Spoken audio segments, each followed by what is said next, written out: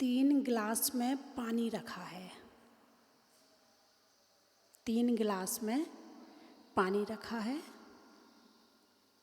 एक गिलास में जहर मिला है। एक गिलास में चीनी मिली है और एक गिलास पानी में कुछ नहीं मिला है। शुद्ध पानी कौन सा है? अरे बोलिए ना, जिसमें कुछ नहीं मिला है, पक्का। चीनी मिली, जहर मिला और कुछ नहीं मिला। इसी तरह तीन तरह के भाव होते हैं। कितनी तरह के? तीन तरह के भाव होते हैं। एक भाव होते हैं पाप के, जहर का पानी। एक होते हैं पुण्य के, चीनी का पानी। और एक होते हैं शुद्ध भाव, शुभ, अशुभ और शुद्ध। तीन तरह के भाव हो गए। शुभ भाव, पानी में चीनी मिली है। अशुभ भाव, पानी में जहर मिला है। और शुद्ध भाव, कुछ भी नहीं मिला है। सही कौन सा है? सही पानी कौन सा है? जिसमें कुछ नहीं मिला। ओहो, तो शुद्ध भाव सबसे ठीक है, उत्तम वही है। अब आते हैं शुभ और अशुभ पर। अब शुभ की चर्चा क्या करें, क्योंकि कुछ है ही नहीं है उसमें। शुद्ध की, शुद्ध में कुछ भी है ही नहीं है। चर्चा तो शुभ और अशुभ की करते हैं। तो अशुभ भाव कौन से होते हैं, पता तो चलना चाहिए। भाई पता चल गया है कि इस पानी में जहर है, पियोगे? नहीं पियोगे। पता चलता है ये पाप भाव है, इससे दुख, कष्ट, पीड़ा मिलेगी, करोगे? नहीं करोगे। लेकिन कर रहे हैं। इसीलिए जानना जरूरी है। बिना जाने बिन जाने ते दोष गुणन को कैसे तजिए गहिए। ये लाइनें हैं छेड़ाला की, बड़ी अच्छी लाइन है, बहुत सुंदर लाइन है। बिन जाने ते दोष गुणन को, दोष और गुणों को कैसे तजिए, कैसे गहिए, कैसे छोड़ेंगे, कैसे ग्रहण करेंगे। बड़ी अच्छी लाइन है। तो इसीलिए दोषों को जानना भी जरूरी होती है। दोषों की व्याख्या भी जरूरी होती है। यदि दोषों की व्याख्या ना करें तो पता कैसे चलेगा कि दोष क्या है। इसीलिए 5 पाप का भी वर्णन है, 4 कषाय का भी वर्णन है, इसीलिए 7 व्यसन का भी वर्णन है, राग द्वेष मोह का भी वर्णन है। लेकिन किस हिसाब से है? छोड़ने के हिसाब से है। तो अशुभ भाव, ऐसा कौन सा भाव करते हैं कि वो अशुभ की श्रेणी में आता है? 5 पाप, हिंसा, झूठ, चोरी, कुशील, परिग्रह। ठीक है। 4 कषाय, क्रोध, मान, माया, लोभ, राग, द्वेष, मोह, ये अशुभ भाव है। इनसे क्या होता है? पाप का बंध होता है। इनसे क्या होता है? पाप का बंध होता है। जितनी तीव्रता होगी पाप उतना ज़्यादा बंधेगा, जितनी मंदता होगी उतना कम बंधेगा। थोड़े में आएगा और जल्दी निकल जाएगा। जितना तीव्र करोगे उतना ज़्यादा आएगा, उतने लंबे समय तक के लिए रहेगा। इसीलिए इन सब चीज़ों को कम करने के लिए कहा जाता है। ये हो गए अशुभ भाव। अब इन भावों को खुद में लगाओ कि 24 घंटे में से घर में रह कर के कितनी देर क्रोध, मान, माया, लोभ, हिंसा, झूठ, चोरी, कुशील, परिग्रह, राग, द्वेष, मोह में रहते, कितनी देर रहते हो? 24 घंटे में से 1 आध घंटा राग, द्वेष, मोह कितनी देर करते हो? अरे बोलिए ना, चलता ही रहता है, छूटता ही नहीं है। सपने में भी नहीं छूटता। जागृत अवस्था में की तो बात छोड़ो, सपने में भी नहीं छूटता है। अच्छा ये बताओ, आपने कभी सपने में गुस्सा किया है?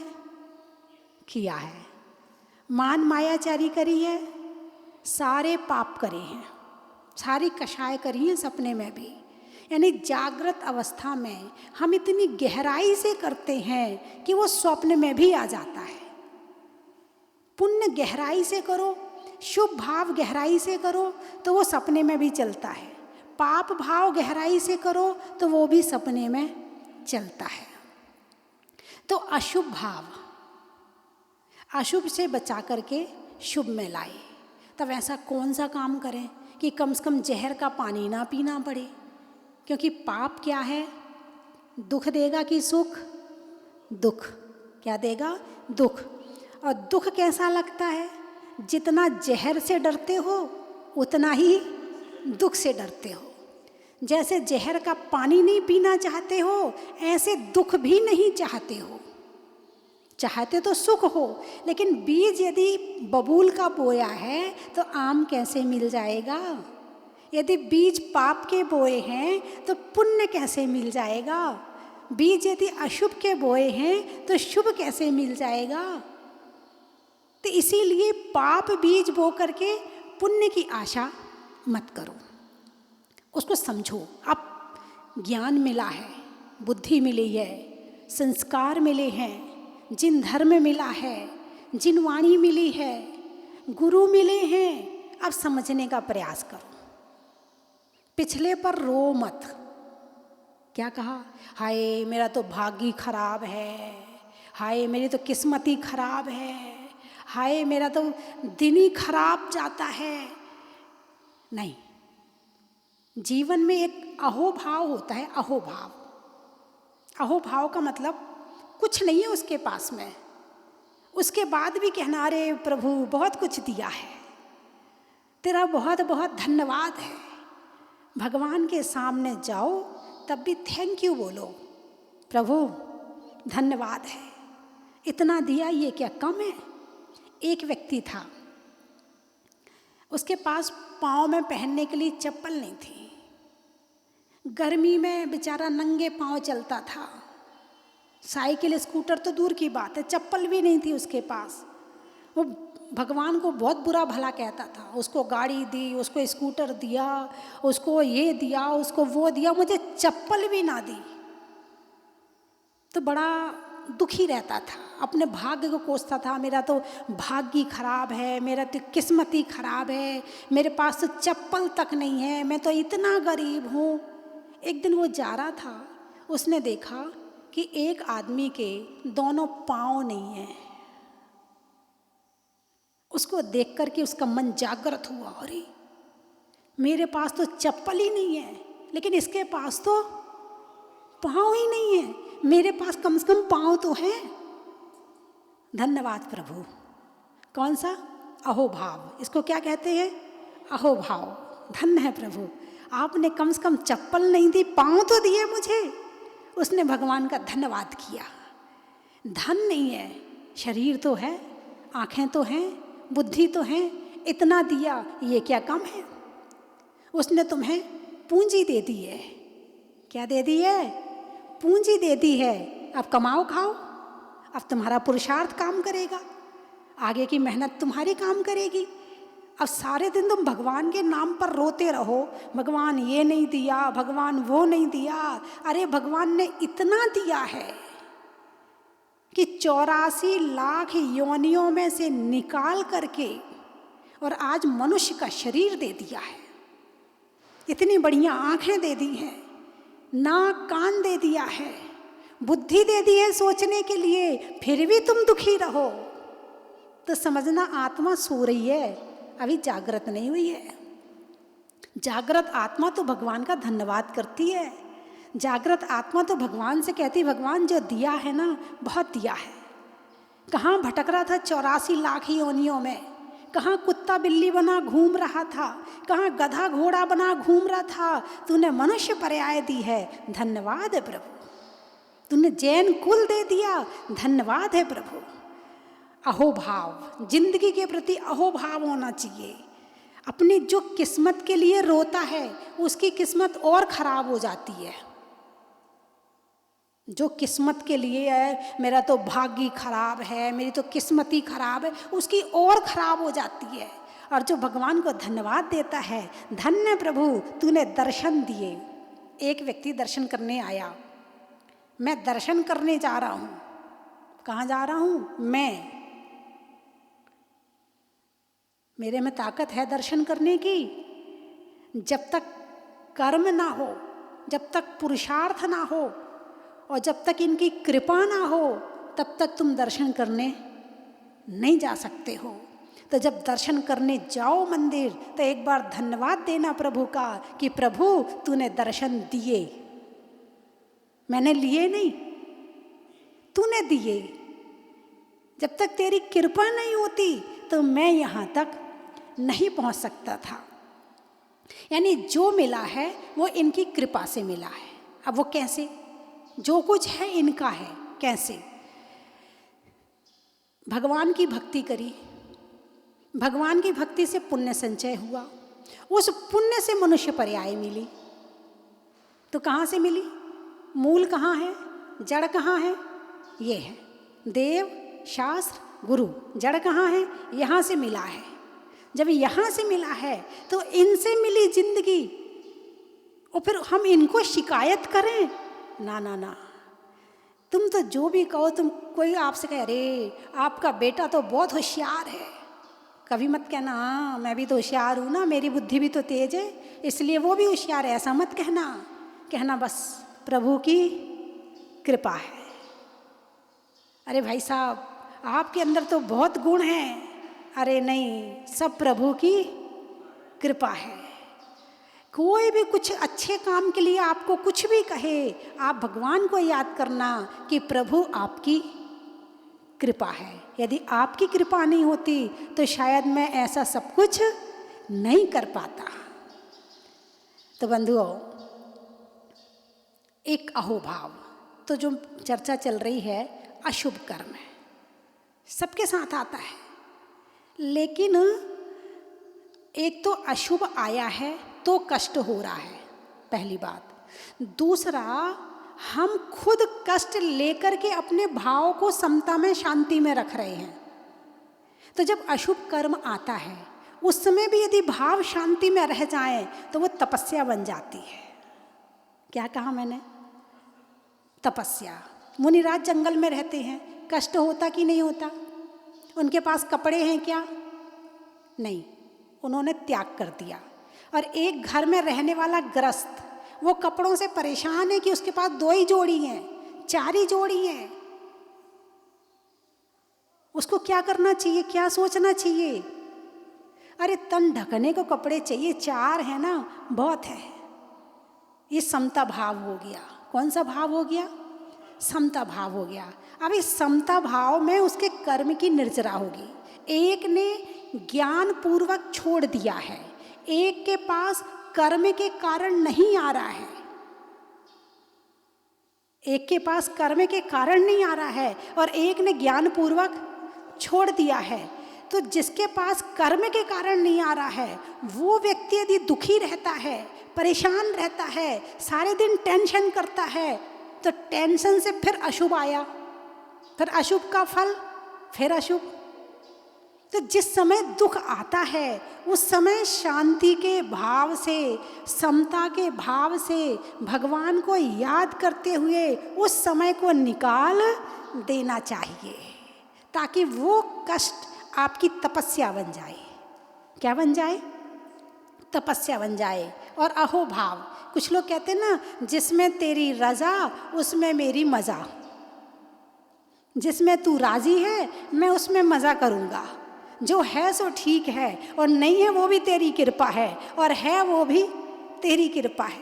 कुछ लोग अपने बच्चों से बहुत परेशान रहते हैं, बेचारा अलग चला गया, अब बहू ने ज़्यादा प्रेरणा करी, बेटा अलग रहने लगा। अब अलग रहने लगा, माता पिता बड़े दुखी, बहुत टेंशन में, हमारी तो किस्मत ही खराब है, बुढ़ापे में कोई सेवा करने वाला नहीं है, मेरे तो 2 लड़के हैं, मेरे पास तो एक भी नहीं रहता है, कोई मेरा ध्यान नहीं रखता है, मुझे बहुत परेशानी है। ये दुखी, बुढ़ापा खराब हो रहा है। क्या हो रहा है? बुढ़ापा खराब हो रहा है। अब ऐसे समय में क्या सोचना चाहिए? यदि बेटा अच्छा होता तो मोह ज़्यादा होता। यदि बेटा अच्छा होता, आज्ञाकारी होता, तो क्या होता? मोह ज़्यादा होता, और मोह धर्म नहीं करने देता।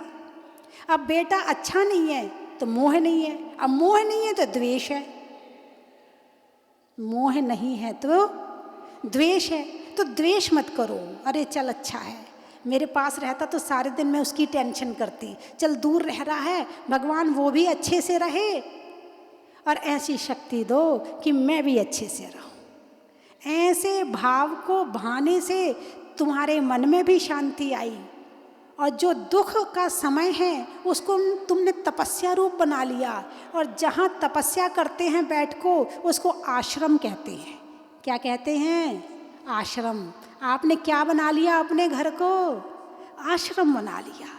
एक टाइम मिलेगा खाने को, एक टाइम में खुश होकर के खाएंगे। 2 बार मिल गया, तेरा धन्यवाद है।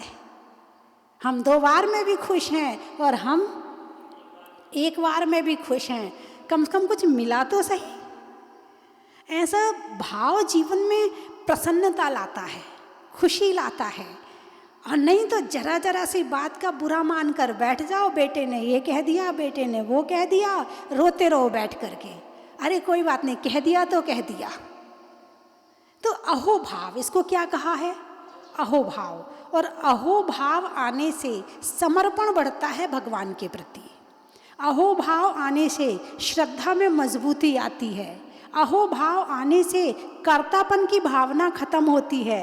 अहोभाव आने से हम इनको बड़ा मानते हैं, अपने को नहीं मानते हैं। अहोभाव आने से मान कषाय कम होती है, और अहोभाव आने से पाप भी कम होता है।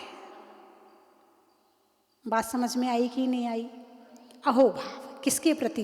परमात्मा के प्रति। बस भगवान जो है बस तू ही है, हम तो कुछ है ही नहीं है। ऐसा समर्पण का भाव जब भगवान के प्रति आता है तो आधे पाप और आधी कषाएं तो वैसे ही खत्म हो जाती है। और जहाँ ये आया मैंने किया है तो पाप और कषाय शुरू हो जाती। मैं ना करूँ ना तो होने वाला है नहीं है, सब भ्रम में है। तो ऐसा भाव को कहा है अहोभाव। घर में भी परेशानी किसके पास नहीं है, दुख किसके पास नहीं है, संकट किसके पास नहीं है? क्योंकि 24 घंटे पाप करते हैं, 24 घंटे अशुभ के भाव रहते हैं। किसी के कम, किसी के ज़्यादा, कभी कम कभी ज़्यादा। भाव तो अशुभ के ही चल रहे हैं। अब जहर का पानी हमने गिलास में भरा है, पीना किसको पड़ेगा?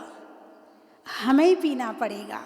जब हमने भरा है और पीने वाले भी हम हैं तो देख के भरे ना, ये सोच के भरे ना कि पीना हमको ही पड़ेगा।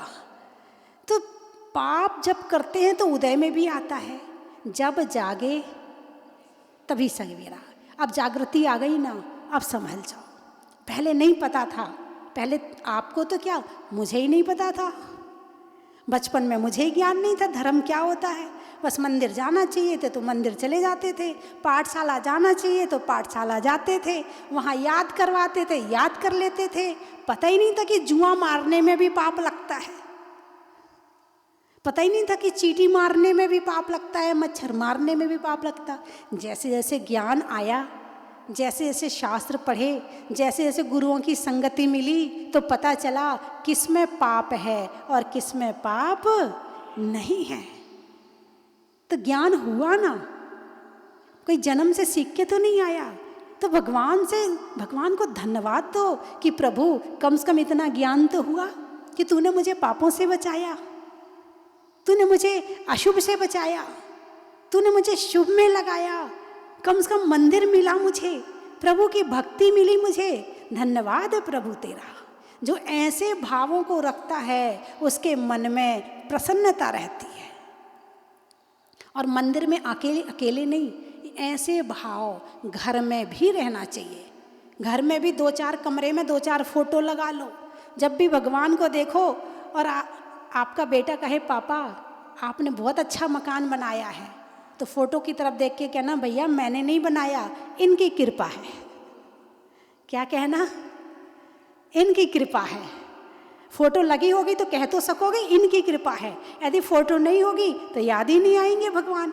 इसीलिए घर के हर कमरे में भगवान की फोटो जरूरी है। जो मिला है इनकी कृपा से मिला है। कर्तापन का भाव खत्म हो गया, अभिमान खत्म, और जहाँ अभिमान होता है वहाँ 100 पाप होते हैं। तो पापों को कम करने के लिए, अशुभ भाव को कम करने के लिए अहो भाव जरूरी है।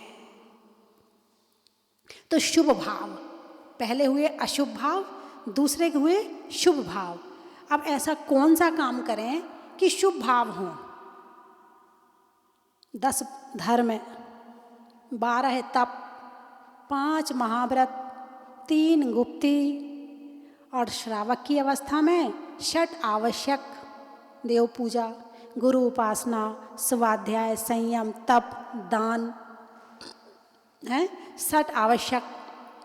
सप्त व्यसन का त्याग, शिकार नहीं खेलना, शराब नहीं पीना, मांस नहीं खाना, मदिरा पान नहीं करना, परस्त्री सेवन नहीं करना, वेश्यागमन नहीं करना है। सप्त व्यसन का त्याग, हिंसा की चीज़ों का त्याग, चोरी नहीं करना है, झूठ नहीं बोलना।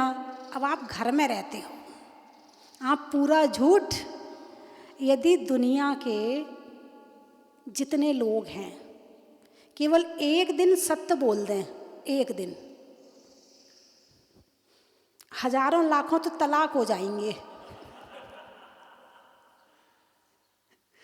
यदि सत्य बोल दें तो, और सब में लड़ाइयाँ भिड़ाइयाँ शुरू हो जाएंगी। ये तो भला है कि जिसकी बुराई कर रहे थे और जब वो आता रे भाई साहब बस आपको ही याद कर रहे थे, आपकी कमी थी, बेचारा खुश हो जाता है। सब झूठ में जी रहे हैं, कोई सत्य में नहीं जी रहा, सब झूठ में ही जी रहे हैं। घर में एक दूसरे के प्रति क्या विचार, जब पति पत्नी के झगड़े होते हैं क्या सोचते एक दूसरे के लिए, यदि बोल दें ना तो मामला सब खराब हो जाए। बेटा बाप के प्रति क्या सोचता है बता देना, सब मामला गड़बड़ हो जाए। तो आप गृहस्थी हैं, आपके हिसाब से आपको रहना पड़ता है। तो किस तरह से बोलना है? भाषा समिति के हिसाब से बोलना है। कैसे बोलना है? भाषा समिति के हिसाब से बोलना है। तो 5 महाव्रत, 5 समिति, 3 गुप्ती, 10 धर्म, 12 तप, ये सब शुभ के काम हैं।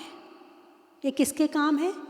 शुभ के काम है। जो अभी इतने दिन से चर्चा चल रही थी, 12 तप की चर्चा चल रही थी, है ना? तो ये सब शुभ के काम है। यानी मीठा पानी। कौन सा पानी? मीठा पानी। अभी आप कौन सा पानी पी रहे हो? मीठा पानी पी रहे हो। और जब कोई 2 गालियाँ सुनाता है तब कड़वा पानी है, जहर का पानी है, पीने का मन नहीं करता, पीना पड़ता है। तो ये, लेकिन वो पानी भी आया कहाँ से? वो भी हमारा ही है, हम नहीं भरा था। एक बार हमने उसको 1 गाली दी थी, आज वो दुगनी करके लाया है। वापस ले ले भाई, तूने 1 दी थी, मैं दुगनी करके लाया हूँ। पहले मैं कमज़ोर था तो दे नहीं पाया था, आज मैं तेरे से बलवान हो गया, अब दे रहा हूँ, ले वापस। तो ये सारी चीज़ें, एक एक जिंदगी का एक एक पल बड़ी सावधानी से जीना पड़ता है। एक एक क्षण बड़े जागृत होकर के जीना पड़ता है।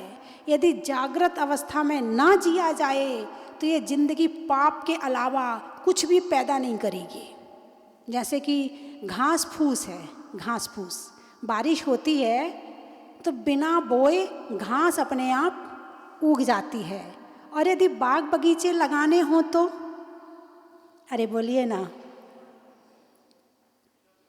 बिना बोए नहीं होगा। फल के पेड़ लगाने हो तो, बेशरम के पेड़, एक बेशरम नाम का पेड़ होता है ना, उसका नाम ही बेशरम है, पेड़ का नाम ही बेशरम है। क्यों भाई? बिना बुलाए आ गया, इसको शर्म भी ना आई। तो बहुत सारे पेड़ अपने आप उगते हैं और बहुत सारे जो अच्छे हैं, फल के हैं, हैं, बादाम, काजू, किशमिश बिना मेहनत के नहीं मिलते हैं, इन्हें उगाना पड़ता है। फूल, गुलाब का फूल, चंपा का फूल, चमेली का फूल उगाना पड़ता है, देखभाल करनी पड़ती है, पानी देना पड़ता है, पशुओं से बचा के बाड़ लगा कर के अच्छे से रखना पड़ता है, सबसे रक्षा करनी पड़ती है, तब कहीं जाकर ये अच्छे पेड़ उग पाते हैं। ऐसे ही जो पाप कर्म के भाव हैं वो अपने आप मन में आते हैं, उसकी बात उससे कह दे, उसकी चुगली उससे कर दे, उस पर गुस्सा कर दे, उसको अपना ये दिखा दे, उसको वो कर दे, ये पाप भाव अपने आप पैदा होती हैं। लेकिन पुण्य भाव के लिए पुरुषार्थ करना पड़ता है, शुभ भाव के लिए पुरुषार्थ करना पड़ता है। बिना पुरुषार्थ के शुभ भाव होने वाले नहीं है, बिना मेहनत का शुभ भाव आने वाला नहीं है। आपको बहुत कुछ करना पड़ता है, तब कहीं जाके शुभ भाव हो पाते हैं। और शुद्ध भाव के लिए तो बहुत ऊंची चीज़ है, जो ध्यान की चर्चा चल रही है इतने दिन से, ध्यान की चर्चा चल रही ना, वो क्या है, वो अभी जो आप कर रहे हैं वो तो शुभ में ही आएगा, वो शुद्ध में नहीं आएगा। अभी जो आपने शुरू किया होगा जो भी, वो शुभ के अंतर्गत ही आएगा, शुद्ध में नहीं आएगा। शुद्धोपयोग का ध्यान तो 7वें गुण स्थान से शुरू होता है, मुनिराजों के होता है, सामान्य श्रावक के नहीं होता है। 7वें गुण स्थान, जंगल में रह रहे हैं, लगातार अभ्यास में लगे हुए हैं,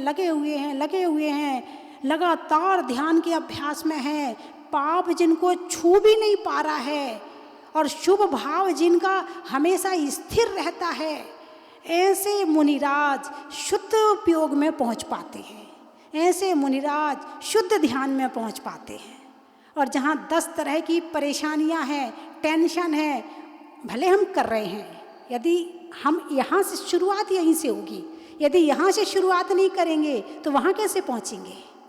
बच्चा एक दिन में चलना नहीं सीख पाता है, पहले खिसकता है, फिर घुटनों के बल चलता है, फिर धीरे धीरे उंगली पकड़ के पाँव के बल चलता है, 2-4 कदम चलता है, फिर गिर बैठ जाता है, फिर दीवार पकड़ के चलता है, फिर बैठ जाता है, फिर कुर्सी पकड़ के खड़े होता है, फिर बैठ जाता है, फिर उसके बाद धीरे धीरे करके 2-4 बार गिरता भी है, पड़ता भी है, चोट भी लगती है, तब कहीं जाकर वो अच्छे से चलना सीख पाता है। तो अभी हमने जो शुरू किया है वो ध्यान शुभ ध्यान है, लेकिन इसका जब एक सघन रूप होगा, इसकी जब निर्विकल्पता बढ़ेगी, जब महाव्रत धारण करेंगे, जब गुणस्थान ऊपर चढ़ेगा, तब कहीं जाके ना जाने शुद्ध ध्यान में पहुंचने में 2-4 जन्म तो लगी जाएंगे। और 2-4 जन्म भी कब, जब हमारा पुरुषार्थ बरकरार रहे,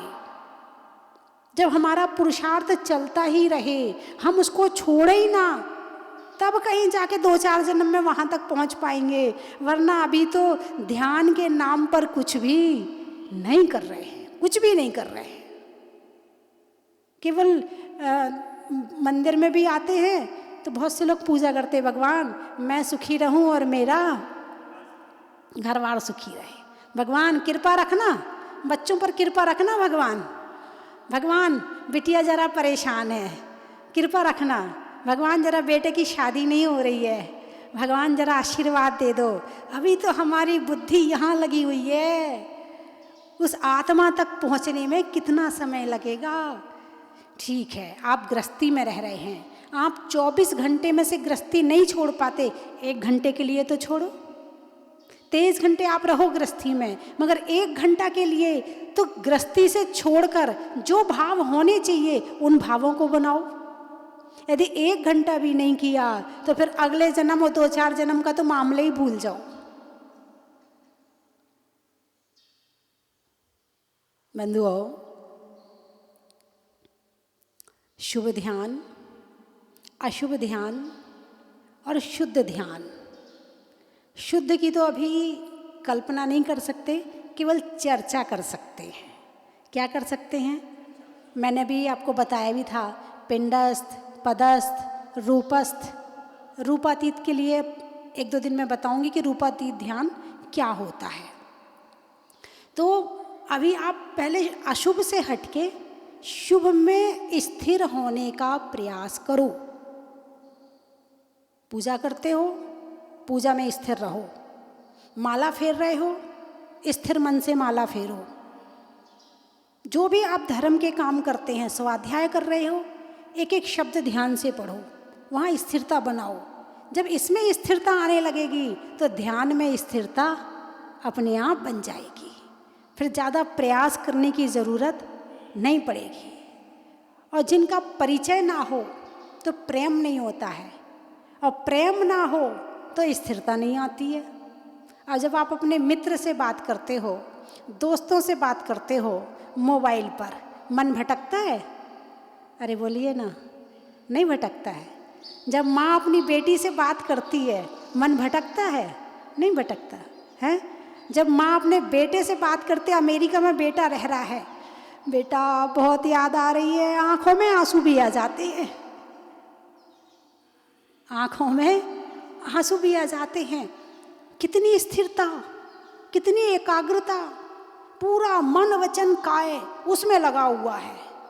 जितने मन वचन काय की एकाग्रता इन सब चीज़ों में हो रही है, उतनी ही स्थिरता पूजा में होनी चाहिए।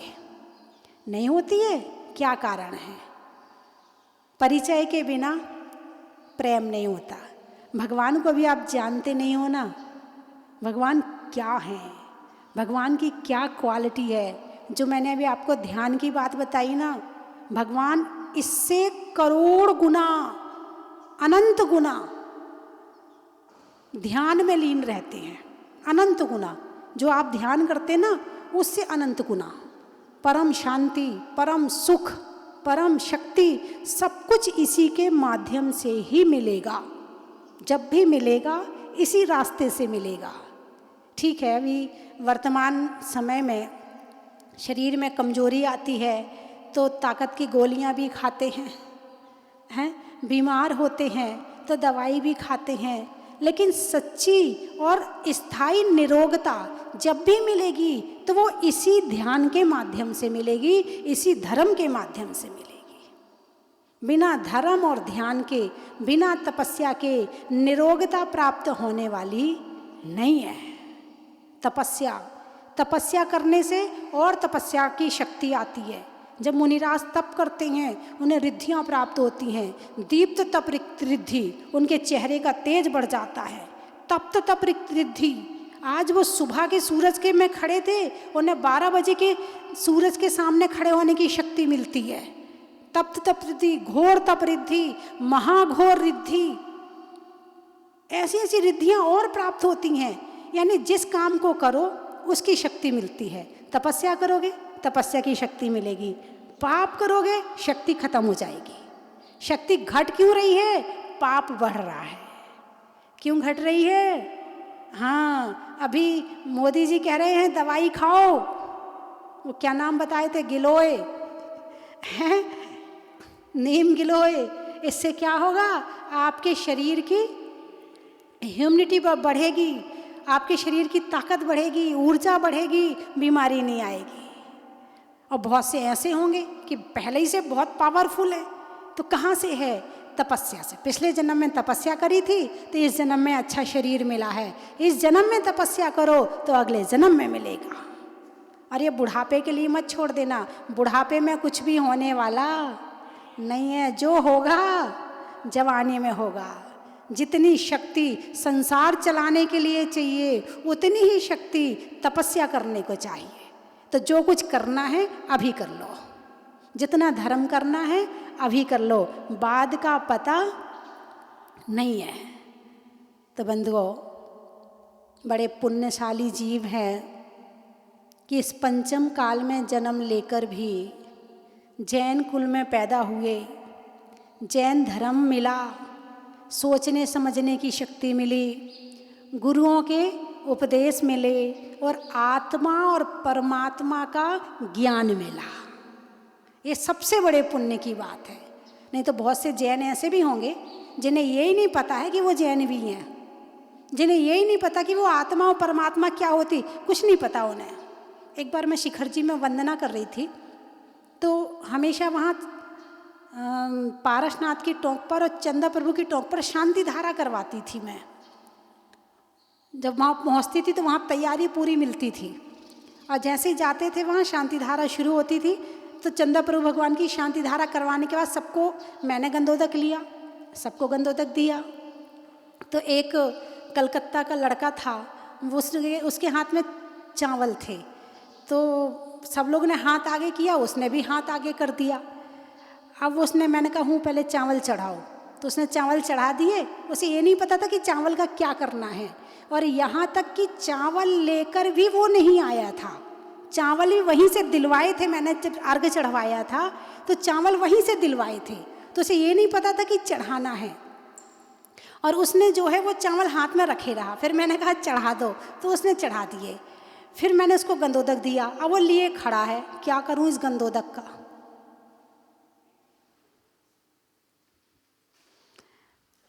इससे ज़्यादा तो आप पुण्यशाली हैं ना, आपको ये पता है कि चावल चढ़ाना है, गंधोदक लगाना है, कैसे पूजा करनी है, कैसे अभिषेक करना है। उससे ज़्यादा पुण्यशाली तो है ना। इतना सब कुछ मिलने के बाद भी ये मत कहना कि मेरी तो किस्मत ही खराब है, मेरा तो भाग्य खराब है। क्या कहना, धन्यवाद भगवान, हैं इतना दिया तूने, कमी नहीं रखी। इतना देने के बाद भी मैं तेरी भक्ति नहीं कर पाता हूँ। लालच, प्रमाद, आलस इतना भरा पड़ा है कि मंदिर तक पहुँच नहीं पाते। एक व्यक्ति था, बहुत परेशान, जंगल गया, कोई शेर मुझे खा जाए, मैं आत्महत्या कर लूँ। एक सन्यासी की कुटिया मिली, तो उसने कहा महाराज बहुत परेशान हूँ। महाराज ने उसके हाथ पे एक लकीर खींची, बोले जब तू सोकर उठेगा तो तुझे 1 रुपया रोज़ मिलेगा, तू मेरे पास रोज़ आया कर। नहीं आया, क्यों भाई, 1 रुपये में क्या होता है, 1 जीरो लगा दिया। आया कर, नहीं आया। 10 रुपये में क्या होता है, 1 और जीरो लगा दिया। अब आया कर रोज़। 100 रुपये में क्या होता है, 1 जीरो और लगा दिया। नहीं आया, फिर गया तो भाई 1000 रुपये में क्या होता महाराज, 1 दिन का खर्चा बहुत है। तो महाराज ने पूरी लाइन फेर दी, कट कर दिया उसको, अब कुछ नहीं मिलेगा। सब 100 काम छोड़कर भोजन करो, 1000 काम छोड़कर ध्यान करो, 1,00,000 काम छोड़कर दान करो, और करोड़ काम छोड़कर भगवान की पूजा करो। करोड़ काम छोड़कर भगवान की पूजा करो। जब तलक है जिंदगी फुर्सत ना होगी काम से, जब तलक है जिंदगी फुर्सत ना होगी काम से, और समय कुछ ऐसा निकालो प्रेम हो भगवान से।